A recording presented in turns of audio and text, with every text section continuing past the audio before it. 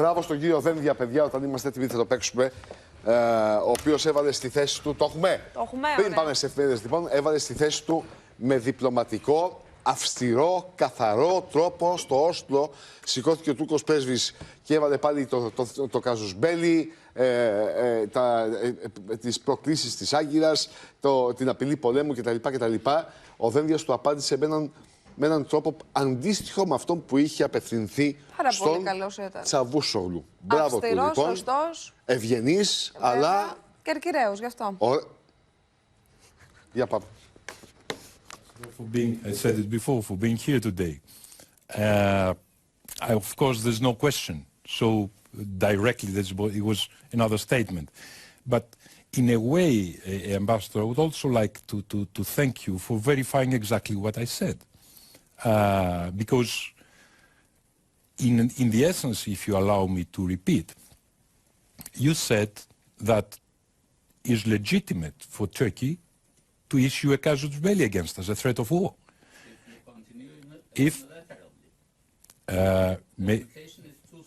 If you, well, being a diplomat, I take it that interrupting is not within your rules of conduct. Now, I start again. You say openly to an audience, and luckily also you are in the internet, that threatening war with war any country is legitimate.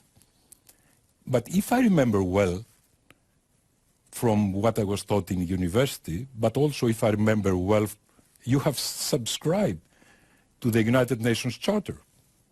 And if you allow me my memory to serve me well, that totally prohibits the use of force and the threat of the use of force. So if you allow me to ask, not you, but Turkey, because it's not a personal issue, isn't the casus belli exactly what is prohibited by the United Nations Charter? Does the United Nations Charter condition this prohibition upon your interpretation of what Greece said it would do, according to what? To an international convention which 168 parties have subscribed to, with the proud exception of Turkey. Even the United States, who has not ratified the UNCLOS, is advising every country in the world to subscribe to the UNCLOS.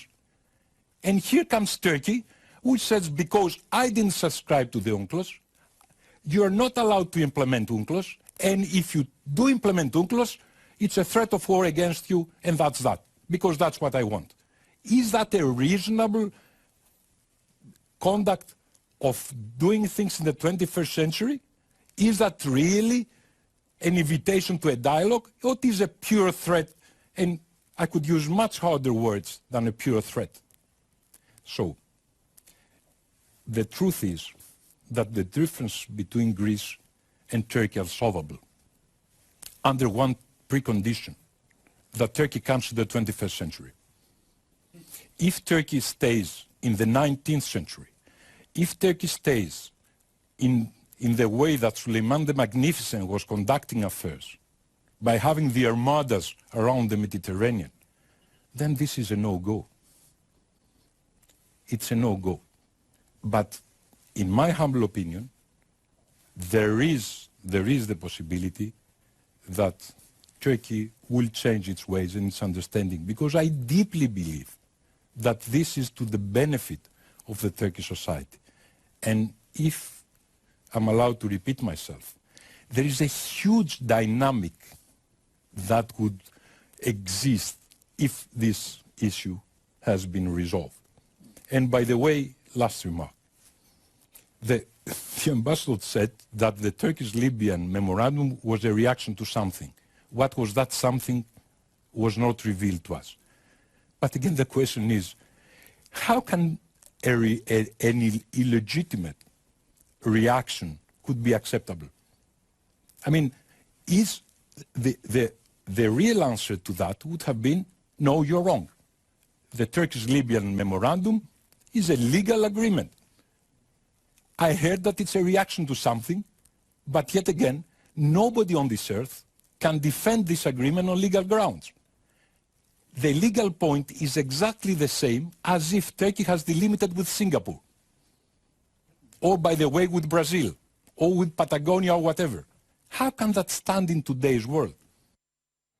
Μπράβο. Σαφής, Πάρα πολύ πολύ καλός. σωστός, αυστηρός και κάλεσε την Τουρκία να έρθει στον 21ο αιώνα επιτέλους. Όπως ακριβώς έπρεπε. Λοιπόν,